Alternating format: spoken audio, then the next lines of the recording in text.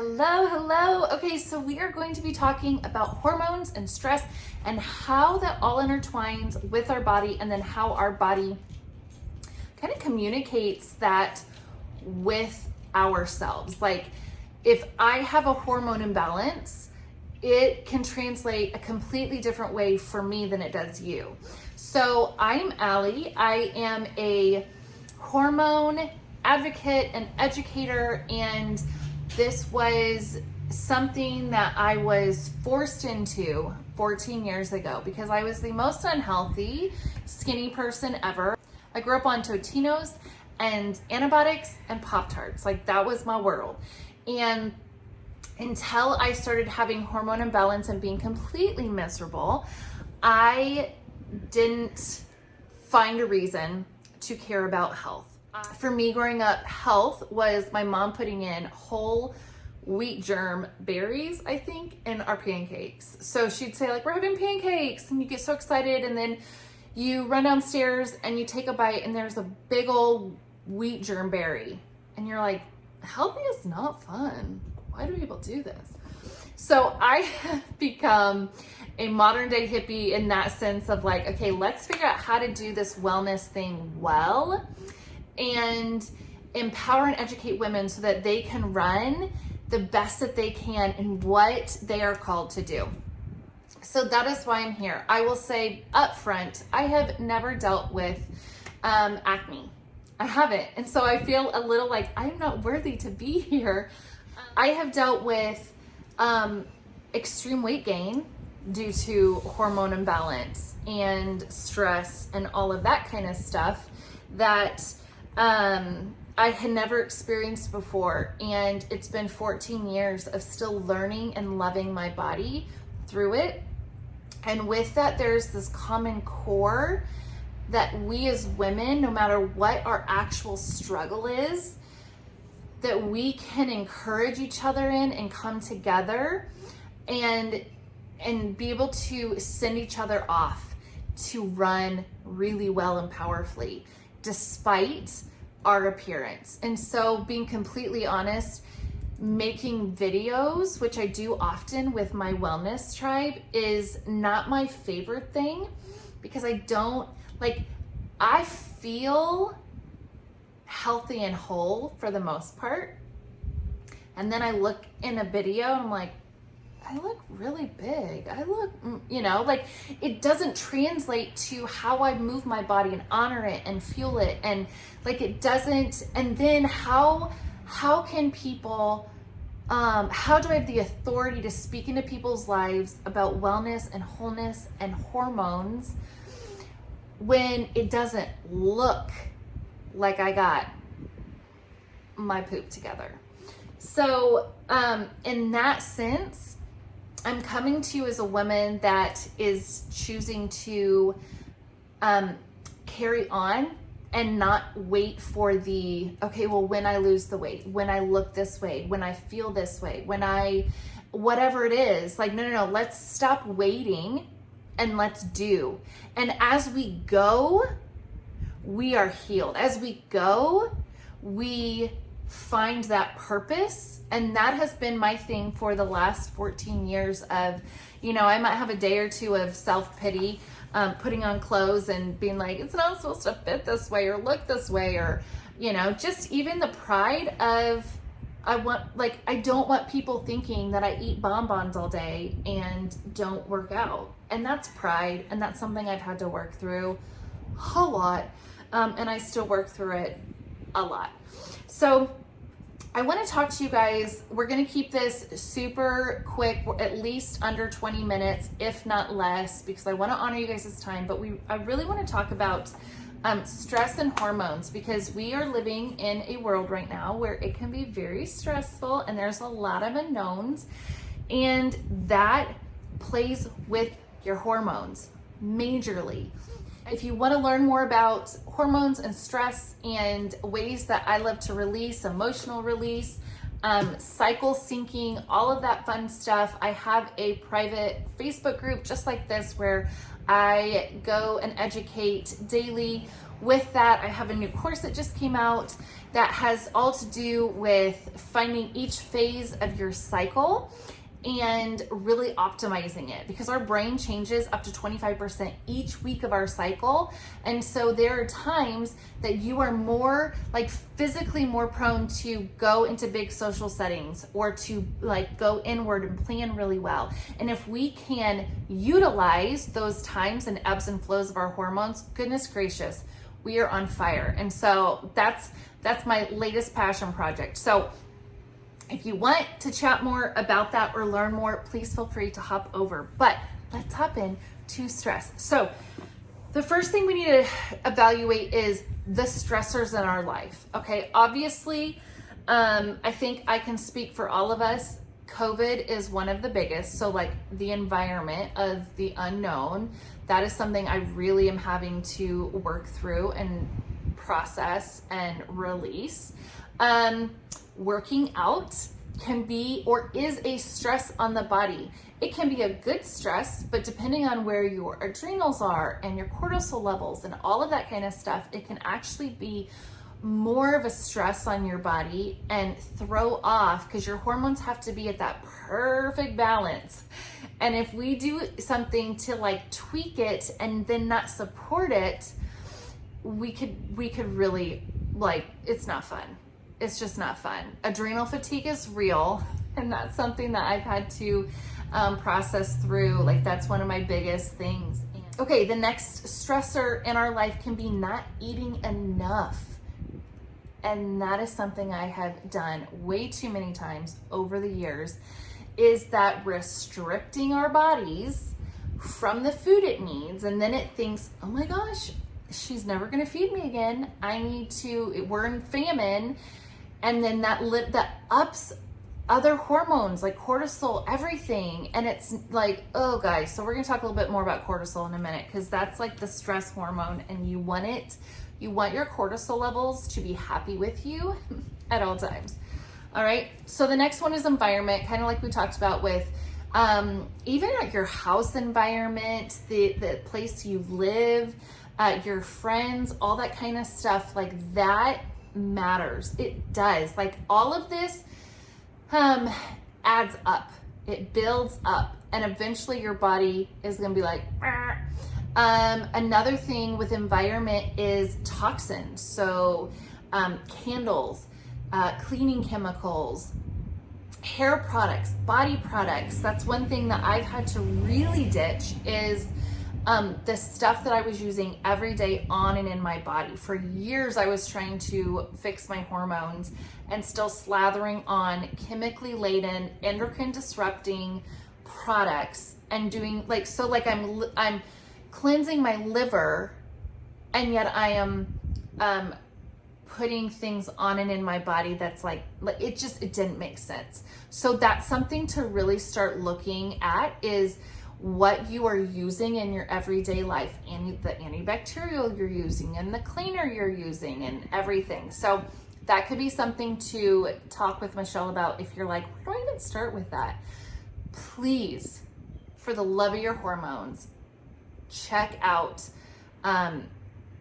just your everyday household products. Like that's a huge place to start, huge.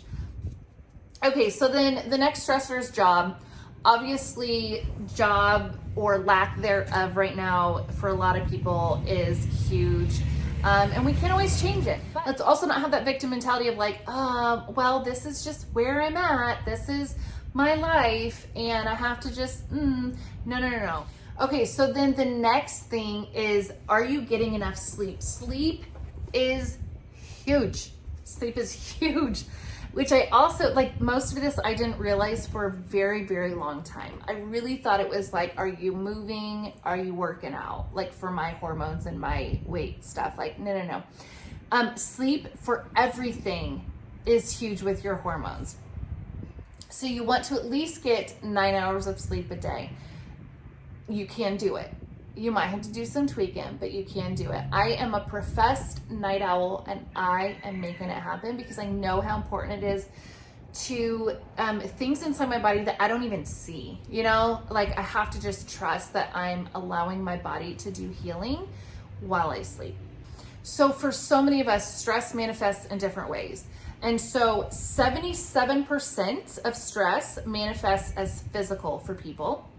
73% manifests as psychological, and 48% lie awake at night and can't sleep. So that's half the population not sleeping at night. Ugh, ladies, that is not good.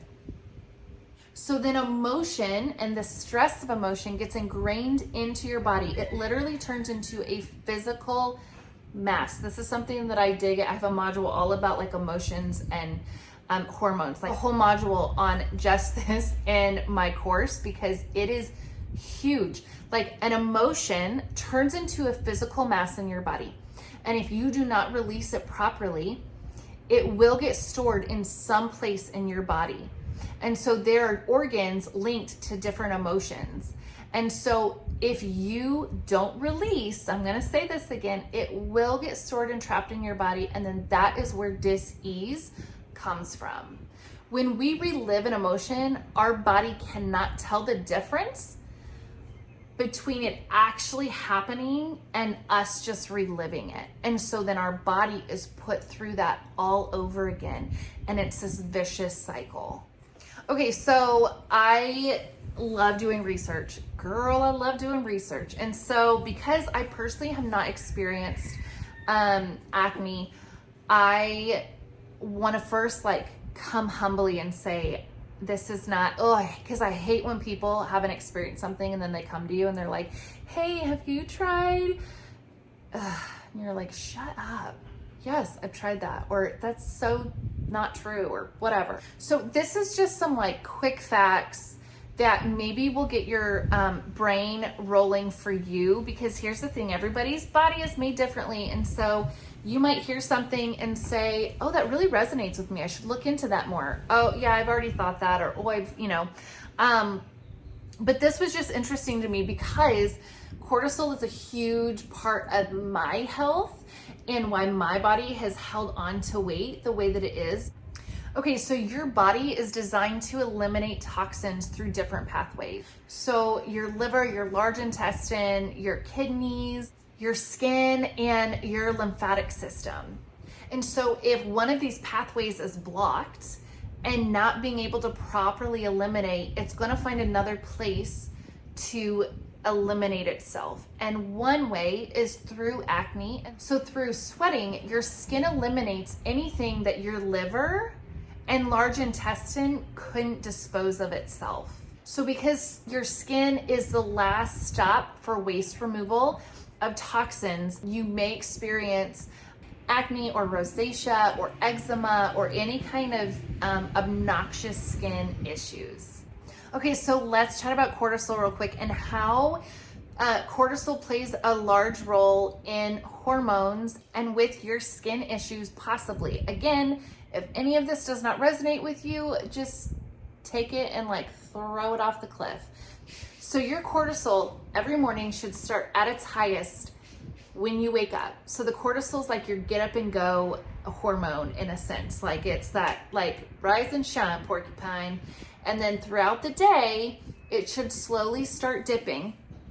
And at nighttime, it should be its lowest. And then melatonin takes over and makes you sleepy at night. So for me, my issue was, because now I'm sleeping like a baby, praise Jesus. I would wake up with my cortisol really low in the morning, and then it would go up throughout the day. And then at night, it spiked. And this is where, so if you have high cortisol at night, you have that wired and tired feeling. You've been so tired all freaking day, and then you lay in bed and you're blinking. You can't sleep. So that is probably high cortisol. Again, I am not here to prescribe or diagnose. I'm just here to give you the facts and my research. Okay, so that's kind of like cortisol in a nutshell of what it's supposed to be doing. Like that's what it's supposed to be doing in your body, okay? All right, so we chatted about cortisol. What does that even have to do with possible acne? Let me tell you, I didn't even know this. ladies, it's very interesting.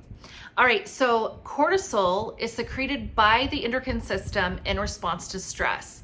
All right, so cortisol then releases androgens, and then these escalate production of sebum, a protective oily substance naturally produced by glands near the skin follicles. So this is when, obviously, I get that like acne and skin issues can be a host of issues. Like, it's not just one thing and it's not just stress, but I'm here talking about stress right now. So knowing that, like, I think for me, it's helpful when I know, okay, this is what happens when I get stressed out. Like, this is what's going on. This hormone is clicking in, this, whatever. And so just know that this is something, a possible thing to consider and look at if you are one that deals with any kind of skin issues having to do with stress, is that cortisol is telling your body to pump out some oily protective sebum. I think, like, I've never even heard of that word before. Produced by glands near your hair follicles. So ladies, it was so good sitting down and chatting with you. If you have any questions, I'm more than happy to chat and encourage and just be another cheerleader for you. You're in a great space, and I'm glad you guys have found Michelle and you're in here. And I want to say so many blessings to you over this next year, and do not allow your appearance and your, what you believe to be your pitfalls, or not your pitfalls, your, like, the negatives of you, to keep you hidden. Like, just go shine, get real loud, and allow that beauty to be shown, because there's, like, more women need to see the vulnerableness of women doing something while they're still in that waiting, while they're still in that, I don't want to say before, but that like chrysalis, like I'm in like a butterfly chrysalis and I'm waiting to bloom, but I'm yet blooming. Like I'm the fact that I'm here is beautiful.